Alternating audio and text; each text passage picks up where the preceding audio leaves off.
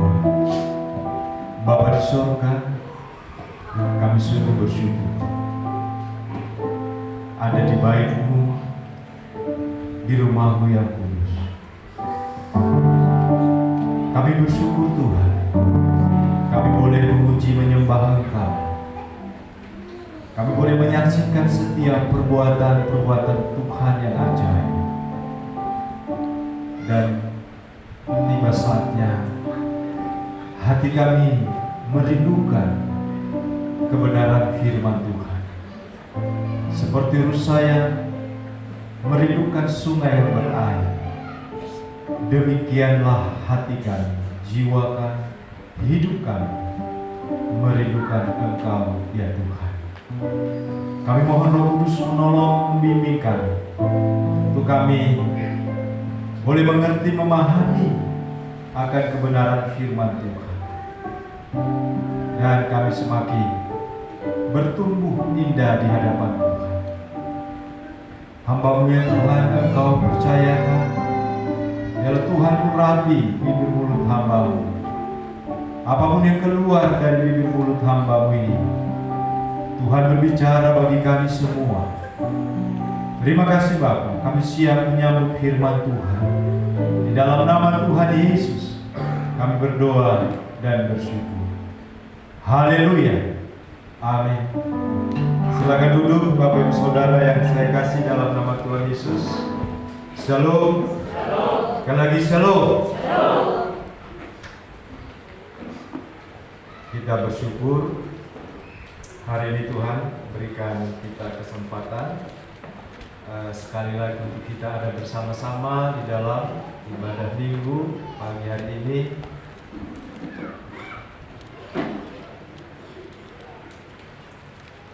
Saya mengajak jemaat Tuhan, kita mau bersama-sama membaca, merenungkan firman Tuhan. Jadi saya pilih satu bagian firman Tuhan di dalam surat Paulus kepada jemaat Filipi pasal yang keempat.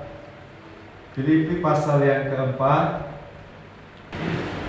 Satu bagian ayat firman Tuhan yang kita baca, dan ini menjadi satu bagian ayat firman Tuhan yang senantiasa kita ingat dan kita hafalkan dalam setiap kehidupan kita, dalam kehidupan hari lepas hari.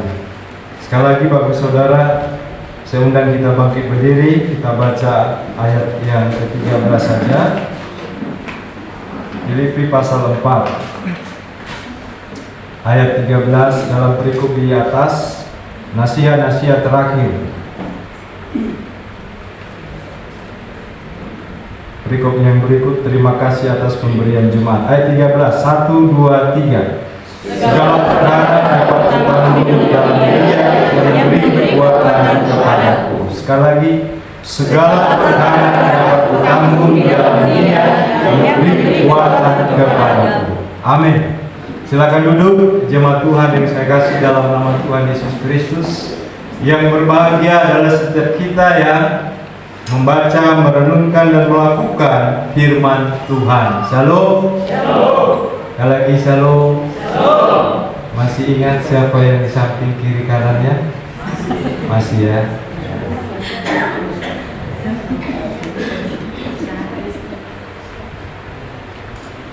Ada banyak orang yang belum waktunya cepat lupa.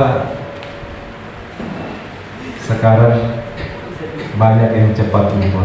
Faktor usia juga tidak selalu menentukan. Ya Bapak Ibu Saudara, kita hari ini mau belajar merenungkan satu bagian firman Tuhan dalam satu tema di Warta. Itu apa temanya? Sanggup menanggung segala perkara, sanggup menanggung segala masalah, sanggup menanggung segala kesulitan, sanggup menanggung segala apapun yang terjadi. Bapak Ibu Saudara, tidak semua orang sanggup untuk menghadapi segala masalah. Tidak semua orang sanggup dalam menghadapi kesulitan. Tidak semua orang sanggup dalam menghadapi tantangan-tantangan hidup ini. Ada yang sanggup, ada yang tidak sanggup. Ketika seseorang tidak sanggup menghadapi kesulitan, demi kesulitan, mungkin kesulitan pertama, kedua dia bisa hadapi. Tetapi kesulitan-kesulitan berikutnya dia mengalami kesulitan, mengalami ketidakmampuan di dalam menghadapi setiap masalah ataupun pergumulan. Bapak saudara yang saya kasih dalam nama Tuhan Yesus, ketika seseorang tidak sanggup atau tidak bisa menghadapi persoalan-persoalan dalam hidupnya, atau pada saat persoalan yang satu tidak sanggup diatasi, banyak orang yang mengambil jalan pintas. Ada yang lari dari persoalan, ada yang juga dia mencari jalan pintas bagaimana supaya dia tidak melihat masalah itu.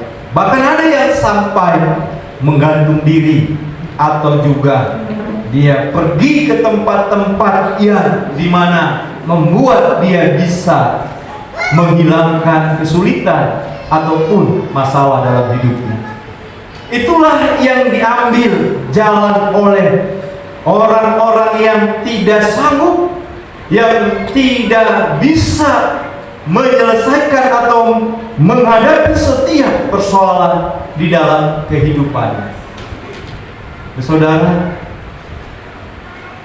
salah satu orang yang terkaya di Jerman, semua dia miliki, kekayaannya yang begitu luar biasa dia miliki. Tetapi ketika dia menghadapi satu krisis ekonomi, ketika turun sahamnya, dia tidak sanggup menghadapi itu, sehingga dia harus mengambil jalan pintas. Dia menabrakkan dirinya di rel kereta api karena dia tidak sanggup mengatasi bagaimana usaha bisnisnya untuk ke depan. Bapak Ibu Saudara yang saya kasih dalam nama Tuhan Yesus, firman Tuhan katakan, Rasul Paulus berkata, segala perkara dapat kutanggung di dalam Dia yang memberi kekuatan kepadaku. Setiap orang percaya seharusnya dia sanggup menghadapi segala perkara. Amin. Tetapi pada kenyataan hidup, pada praktek kehidupan di lapangan, ada banyak juga orang percaya, orang Kristen yang tidak sanggup menghadapi segala perkara, yang tidak bisa menanggung segala perkara di dalam kehidupan. Tidak semua dia bisa menghadapi itu. Firman Tuhan katakan bahwa kita lebih daripada pemenang, karena kita memiliki Allah di dalam Yesus yang sangat luar biasa, yang sangat dahsyat.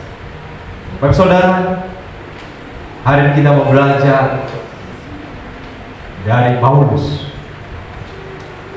bagaimana supaya kita bisa menanggung segala perkara, segala masalah, sehingga ketika masalah silih berganti, bahkan bertubi-tubi, kita tetap berdiri tegak, menghadap dan fokus hanya kepada Dia yang adalah kekuatan kita. Amin.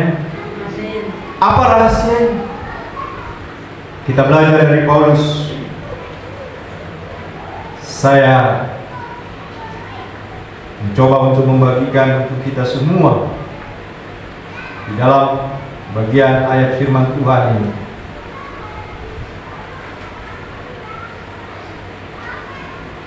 Kata kunci dari ayat 13, Bapak Saudara, adalah Segala perkara dapat kutanggung di dalam Dia yang memberi kekuatan kepadaku. Kutanggung di dalam Dia, di dalam Yesus. Ini adalah kuncinya untuk bisa menghadapi atau menanggung segala perkara, segala kesulitan. Bapak Saudara, masalah yang harus kita perhatikan adalah bagaimana kita hidup di dalam Dia. Bagaimana kita hidup di dalam Yesus. Ini yang menjadi persoalannya saat kita hidup di tengah-tengah dunia ini. Saat kita hidup di tengah-tengah persoalan, bagaimana kita hidup di dalam Yesus. Itu akan menentukan kita menghadapi masalah, persoalan-persoalan hidup ini. Bapak Saudara yang saya kasih dalam nama Tuhan Yesus, kalau kita membaca tentang Rasul Paulus, kita akan melihat bagaimana dia awal hidupnya, bagaimana latar belakang Paulus sebelum dia mengenal Yesus, bahwa hidup sebagai seorang yang pembenci, penjahat, bahkan pembunuh orang-orang percaya kepada Kristus. Dan ketika dia percaya kepada Kristus, maka hidupnya berubah 180 derajat. Dia hidup menjadi orang-orang yang begitu mencintai Tuhan, begitu mengalami sesuatu yang luar biasa, memberitakan Injil, dan bahkan juga tidak kalah pentingnya dia begitu menghadapi penderitaan yang sangat besar. Bapak Saudara yang saya kasih dalam nama Tuhan Yesus, Paulus bisa menghadapi semua itu. Paulus bisa menghadapi semua penderitaan, semua persoalan-persoalan hidupnya. Dia tidak lari, dia tidak berkata untuk meninggalkan Yesus. Dia tetap setia. Bahkan dia berkata, di saat dia lemah, di situ juga dia merasakan kekuatan kuasa Tuhan yang luar biasa. Bapak Ibu Saudara yang saya kasih dalam nama Tuhan Yesus, ada 3 hal yang ingin saya bagikan. 3, karena kalau lebih dari 3 nanti jadi lupa. Jadi di awal manusia itu cenderung lupa, bukan masalah usia saja. Jadi saya suka kasih poin paling banyak 3. Dan waktu saya sampaikan poin 3 ini, saya titip pesan satu saja: jangan ada yang tidur. Karena kadang-kadang saat disampaikan poin-poinnya, mulai ada godaan, tantangan yang berat. Ini ditanggung agak susah. Ya, kunci yang dimiliki Paulus adalah hidup di dalam Dia, di dalam Yesus. Bagaimana hidup Rasul Paulus di dalam Tuhan, sehingga dia bisa menanggung segala perkara di dalam kehidupan. Dia menjadi seorang yang lebih daripada pemenang.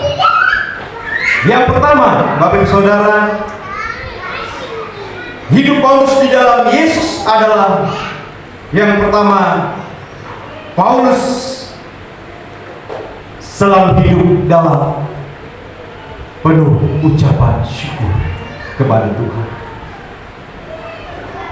Itulah kehidupan Rasul Paulus di dalam Yesus. Kalau kita perhatikan Bapak Ibu Saudara, di dalam surat Paulus yang dia tulis, dan salah satunya dalam surat Paulus kepada jemaat Filipi, bagaimana dia selalu mengucap syukur. Dalam pasal pertama ayat kedua, ayat ketiga, dikatakan, aku mengucap syukur kepada Allahku setiap kali aku mengingat kamu. Dan juga ayat yang kelima, aku mengucap syukur kepada Allahku karena persekutuanmu dalam berita Injil, mulai dari hari pertama sampai sekarang ini. Paulus hidup selalu penuh dengan ucapan syukur kepada Tuhan. Pada saat mengingat, pada saat mendengar, pada saat berjumpa sekalipun, dia selalu hidup dengan penuh ucapan syukur. Amin. Hidup selalu penuh ucapan syukur. Saat dia mengingat bagaimana jemaat yang dia layani, bagaimana jemaat yang juga sedang dalam perpecahan,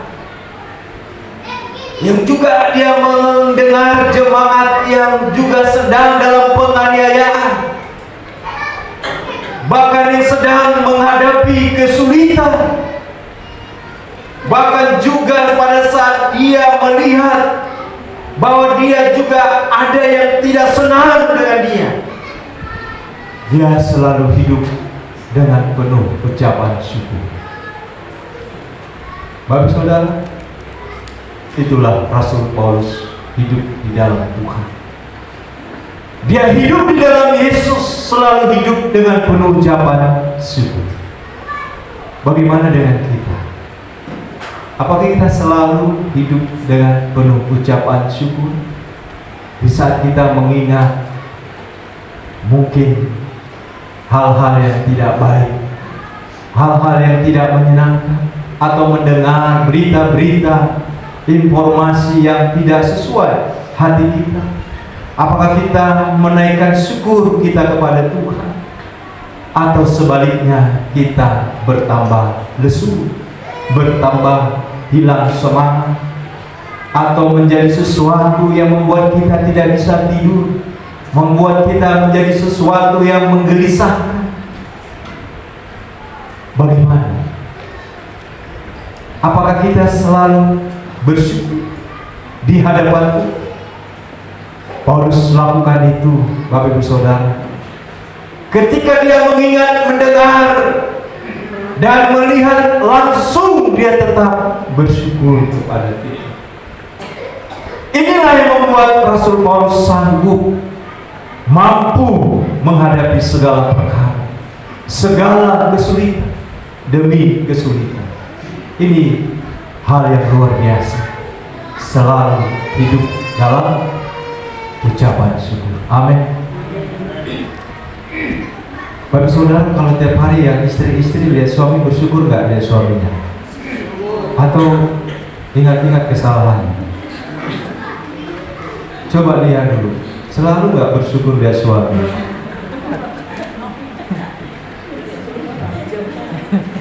Atau suami selalu gak bersyukur lihat istrinya, walaupun istrinya belum mandi, kira-kira begitu, menyambutnya belum mandi, rambut keriting naik terbang, ya kan? Bersyukur nggak? Oh istriku, gitu ya. Jangan sampai pada saat cantik, baru habis mandi rapi, baru terima kasih Tuhan buat istri yang engkau tetap menjaganya, merawat. Tapi pada saat istri lupa menghias diri, dia lupa mandi, lupa sikat gigi, dan lalu mulai menyambut suami dengan peluk suami, suami yang tunggu-tunggu. Bagaimana respon istri? Apakah bisa tetap mengucap syukur, terima kasih Tuhan, walaupun belum mandi, walaupun belum berhias? Memang sesuatu yang tidak mudah ya. Mungkin kita dengar, ya Kita bisa bilang hari ini bisalah, gampang itu, ya kan? Tapi pada kenyataan praktiknya, apakah selalu kita bersyukur kepada Tuhan? Lihat anak kita yang mungkin hari ini baik, tiba-tiba nanti jam siang, di siang hari dia buat kesal, buat kecewa, lalu mulai kita lupa untuk selalu bersyukur kepada Tuhan. Bersyukurlah apa yang ada di dalam rumah kita. Bersyukurlah apa yang kita miliki. Jangan sampai bersyukur-syukur. Jangan sampai kita tidak bersyukur. Itu yang membuat Rasul Paulus kuat, sanggup menghadapi segala perkara. Bersyukur senantiasa. Kalau Bapak Ibu Saudara jemaat mungkin sedang dalam pergumulan berat secara pribadi, bersyukur. Tuhan, saya tahu, saya percaya pasti Bapak dan Ibu PAUD jauh-jauh pasti bersyukur. Walaupun jauh, Tuhan saya bersyukur. Kalau bisa Tuhan buat jauh lagi rumah kami akan datang. Itu apa? Supaya kami bisa buktikan bahwa kami tetap cinta Tuhan. Amin. Bukan masalah jarak, bukan masalah medan lapangannya, tapi kami akan tetap cinta Tuhan, tetap setia dengan Tuhan. Amin. Bahkan ada satu ibu di tengah-tengah kita ini dari Hane, Ibu PAUD juga, tapi orang Batak, marga Tambunan sama dengan saya. Jadi kalau saya panggil ini Tito, saya saudara perempuan. Nah, Bapak Saudara, mari kita belajar selalu hidup dengan penuh ucapan syukur. Paling ya waktu lalu pernah saya bagikan, orang yang paling bahagia adalah orang yang bisa selalu bersyukur kepada Tuhan. Saya baru-baru lihat postingan Hotman Paris lagi. Ketika ditanya Hotman Paris ini apa, sebelum ditanya harapannya apa tahun 2024, bahwa Hotman Paris ini Bapak Saudara punya segalanya. Dia punya banyak uang triliunan, bahkan dia bisa membiayai menggaji asprinya, asisten pribadinya sampai lebih 50 juta per bulan. Lalu ditanya, dia diwawancarai, sekarang Bapak Hotman, apa yang diharapkan di tahun 2024? Jawabannya membuat saya kaget. Saya ingin mencari kebahagiaan. Ditanya, kan sudah bahagia, Bapak sudah punya uang triliunan, Bapak punya cincin di tangan itu, tahu berapa harganya? Bisa membeli sebuah mobil Lamborghini mewah 13 M, 2 cincin dipakai bisa sampai puluhan M. Dari sepatu sampai di badan dia jalan dengan puluhan miliar. Kalau ada perampok dia dimasukkan ke karung, dapat puluhan miliar. Tapi dia berkata, yang saya harapkan tahun 2024 saya menemukan kebahagiaan. Bayangkan Bapak Ibu Saudara, saya mau bertanya, kita di sini masih mencari kebahagiaan? Masih mencari atau sudah menemukan? Jangan sampai masih mencari lagi. Kenapa mencari? Bapak, saya belum ada baju yang bagus, saya belum ada rumah yang bagus, saya masih mencari kebahagiaan. Kalau ada rumah bagus, ada rumah bagus, pasti saya bahagia. Dikasih ternyata belum juga bahagia. Jadi bersyukurlah apa yang ada di dalam hidup ini. Amin. Supaya kita tetap bahagia. Dalam kondisi apa? Bersyukur. Kalau ada orang ngamuk-ngamuk dengan kita, marah-marah dengan kita, bersyukur.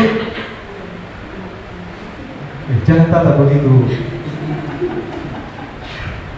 Kita harus tetap juga bersyukur. Karena orang mau marah-marah dengan kita tetapi bersyukur. Supaya apa? Supaya kita juga diasah. Karena besi menajamkan besi, manusia menajamkan sesama. Supaya kita lebih dewasa, dibuat di situasi yang tidak mengenakan, buat kita lebih dibentuk oleh Tuhan dengan indah. Wah, baru 1 poin sudah mau jam 10 ya? Belum? Ya, cepat-cepat. Memang itu yang pertama yang paling lama. Yang kedua, apa yang dilakukan Rasul Paulus? Bagaimana dia hidup di dalam Tuhan sehingga dia bisa kuat, sanggup menghadapi segala perkara. Yang kedua, Paulus sudah siap hidup menderita. Paulus sudah siap hidup menderita untuk Tuhan. Saudara, dalam Filipi 1 ayat 29 situ dikatakan bahwa kita dikaruniakan bukan hanya untuk percaya kepada Dia, tetapi apa dikatakan? Ayat 29, sebab kepada kamu dikaruniakan bukan saja untuk percaya kepada Kristus, melainkan juga untuk menderita untuk Dia. Jadi supaya kita sanggup seperti Rasul Paulus sanggup menghadapi persoalan perkara dalam hidup ini, maka kita harus siap menghadapi namanya penderitaan. Amin. Saat penderitaan, bicara penderitaan, hanya cuma agak sebelah sini, tapi itu pun 1-2 orang, nggak tahu di sebelah depan dan kiri. Kami tidak mau menderita, Pak.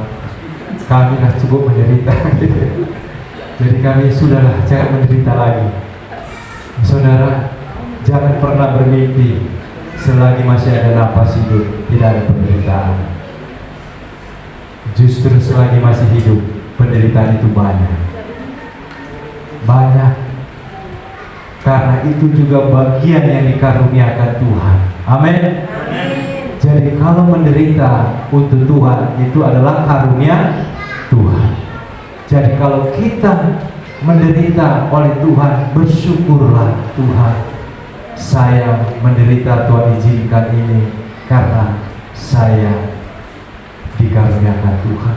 Bukan hanya percaya, tapi menderita. Jadi Bapak Saudara, untuk apa kita menderita? Kita bersungguh-sungguh, kita marah, dan lain sebagainya. Kecuali menderita itu menderita karena dosa kita, karena kesalahan kita. Menderita karena mencuri, lalu dikejar-kejar orang, digebukin sampai babak belur, jadi kue bakwan. Jangan katakan itu menderita karena Tuhan. Itu bukan karena Tuhan. Yang menderita karena karunia Tuhan adalah menderita karena mengalami yang namanya baik penganiayaan karena Kristus, menderita karena setia dengan Tuhan, diizinkan sakit dalam tujuan rencana Tuhan, itu adalah karunia Tuhan. Jadi kalau Bapak Ibu sakit, jangan cari-cari orang siapa yang buat. Ya, kalau sakit jangan cari-cari siapa yang buat.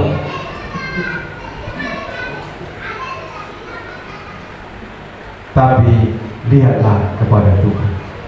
Tuhan, kalau Tuhan izinkan saya sakit, itu berarti Tuhan karuniakan kepada saya untuk saya hidup menderita untuk Tuhan. Amin.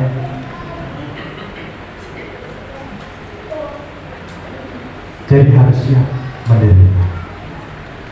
Yang ketiga, yang terakhir, apa rahasia hidup Paulus di dalam Yesus? Bagaimana dia hidup? Karena itu menjadi kunci untuk menghadapi segala perkara, menanggung segala perkara, masalah. Yang ketiga, Paulus hidup selalu dengan rendah hati. Coba kita baca pasal pertama ayat yang pertama. Filipi 1 ayat yang pertama. Kita baca sama-sama. 1, 2, 3. Dari Paulus dan Timotius, hamba-hamba Kristus Yesus, kepada semua orang kudus dalam Kristus Yesus di Filipi, dengan para pendiri jemaat dan diaken. Dari siapa? Dari Paulus. Paulus. Dia tidak berkata, aku Rasul Paulus. Paulus ini seorang rasul yang besar. Tapi dalam suratnya tidak pernah dia menulis bahwa aku Rasul Paulus. Dia berkata dari Paulus. Itu membuktikan dia orang yang rendah hati. Sekalipun dia benar-benar seorang rasul yang dipilih oleh Yesus Kristus. Tapi dalam suratnya tidak ada satupun yang dia katakan saya Rasul Paulus. Tapi dia berkata dari Paulus. Dan dikatakan juga, dan siapa lagi? Timotius. Siapa Timotius? Timotius adalah anak rohani Rasul Paulus yang dibimbing oleh Rasul Paulus sampai dia bertobat dan menjadi seorang hamba Tuhan, pelayan Tuhan. Itu artinya bahwa Paulus mensejajarkan dirinya dengan Timotius. Dia tidak merasa lebih tinggi daripada Timotius, sehingga dia jelas menulis dari Paulus dan Timotius. Bapak Saudara, betapa rendah hatinya Paulus. Kalau kita hidup dalam kerendahan hati, kita sanggup menanggung segala penderitaan. Tetap rendah hati, jangan sombong. Orang yang sombong itu susah dinasihati. Seorang yang sombong itu susah merendahkan diri, apalagi saat ada sesuatu yang lebih di dalam dirinya. Harusnya dia tetap rendah hati. Paulus begitu dipakai Tuhan luar biasa. Saudara, mari kita selalu belajar rendah hati. Amin. Bagaimana kita menunjukkan bahwa kita orang yang rendah hati? Bagaimana kita mau menampilkan dalam praktek hidup sehari-hari bahwa kita rendah hati? Apakah kita sudah tahu arti hidup rendah hati? Paulus buktikan itu, tunjukkan dari tulisan. Dia seorang yang rendah hati. Dia bisa saja tulis, saya Rasul Paulus. Dia tidak perlu tulis nama Timotius di situ. Tidak ada pentingnya Timotius dalam suratnya. Tapi dia tulis Timotius anak rohaninya di situ. Buktikan bahwa dia mau melibatkan Timotius, bahwa Timotius adalah juga bagian dari kesuksesan di dalam pelayanan yang dilakukan. Bapak Saudara, mari kita belajar rendah hati. Rendah hati. Suami rendah hati dengan istri, istri juga rendah hati dengan suami, anak-anak rendah hati.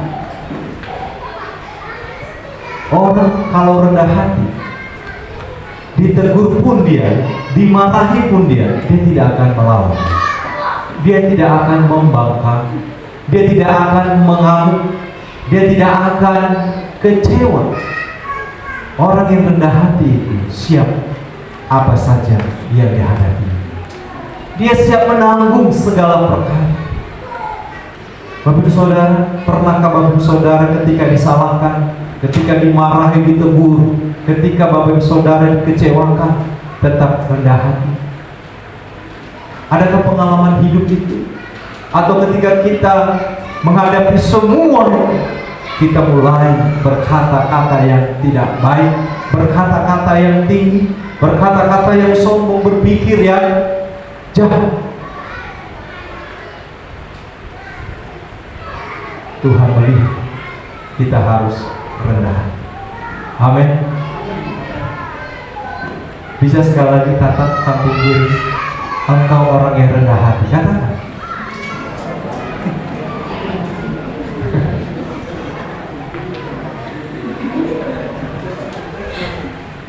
Bersaudara, rendah hati.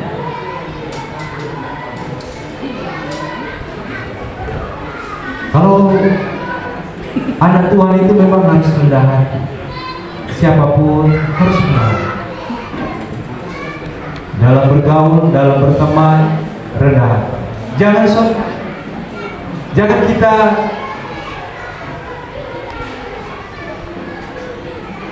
jauh dari komunitas kita. Jangan jauh. Karena kalau jauh kita dari komunitas kita, itu adalah menunjukkan bagian kesombongan kita. Karena kita tidak mau bersama-sama dengan orang lain. Belajar rendah hati. Kalau orang itu tidak bisa lebih dahulu mendekati kita, kita yang dahulu mendekati dia. Itu namanya rendah hati. Jangan tunggu, biarin aja dia datang dahulu, baru saya datang. Karena dia masih di bawah umur, saya lebih tua dari dia. Tidak ada Bapak Ibu Saudara dalam hukum Allah rendah hati. Saya mau katakan, mana lebih tinggi, Yesus atau kita manusia ciptaan? Yesus lebih tinggi dari segala-galanya, amin. Tapi dia mau turun ke bumi untuk apa? Dia mau membasuh kaki murid-muridnya. Untuk apa? Mengajar rendah hati. Rendah.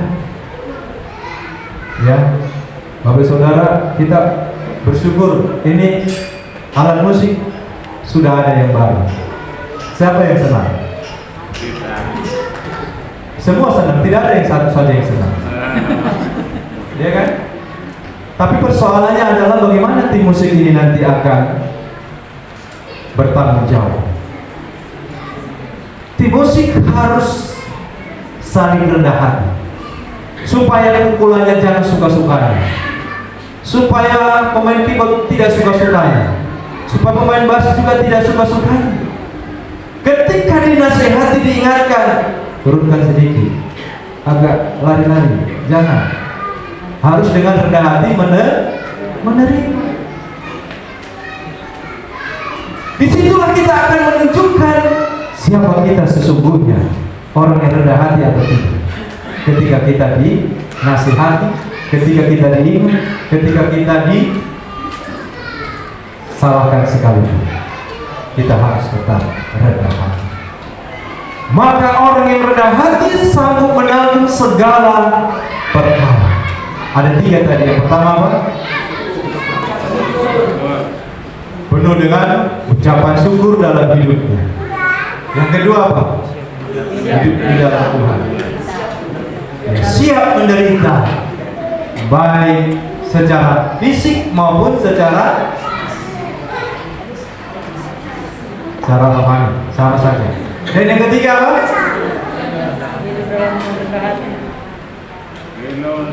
Apa? Rendah hati. Rendah hati bukan rendah diri ya. Kalau rendah diri, rendah kok. Rendah hati itu dari hati kita terpancar dengan semua orang. Bagaimana kita memperlakukan orang lain. Kiranya Tuhan memberkati, menolong kita menjadi orang-orang yang sanggup menanggung segala perkara dalam hidup ini. Tuhan berkati. Kita berdoa.